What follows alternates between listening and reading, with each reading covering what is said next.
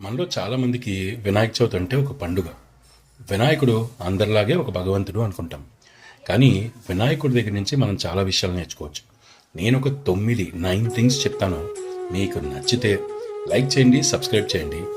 Comment సెక్షన్లో జయ బోలో గణేష్ మహారాజ్కి అని టైప్ చేయండి, లేకపోతే గణపతి బప్పా మోరియా అని టైప్ చేయొచ్చు. సరే, ఇక వినాయకుడి ఫోటో మనం చూడగలిస్తే దాంట్లో క్లియర్గా మనకు కనిపించేది ఏంటంటే వినాయకుడికి పెద్ద చెవులు ఉంటాయి. ఎందుకు ఆ పెద్ద చెవులు అంటే ఎక్కువ విను, తక్కువ మాట్లాడు అని. చిన్న కళ్ళెందుకు అనుకుంటున్నారా?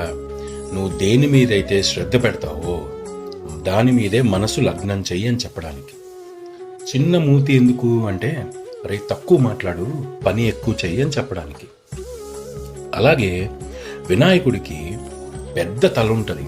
ఎందుకు అంటే నువ్వు ఏదైనా ఆలోచించేటప్పుడు చిన్నగా ఆలోచించుకు, పెద్దగా ఆలోచించు అని.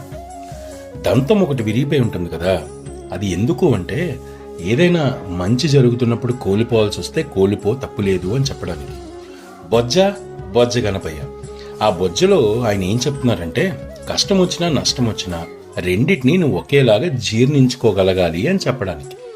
మరి తొండం ఎందుకు అంటే లైఫ్లో కష్టాలున్నా సుఖాలున్నా ఒకలాగే నువ్వు తీసుకోగలగాలి అని. ఎప్పుడూ మనకి అభయహస్తం ఇస్తూ ఉంటారు కదా ఆయన ఏం చెప్తున్నారంటే ఎప్పుడూ పాజిటివ్గా ఉండు, మంచిగా ఉండు అని.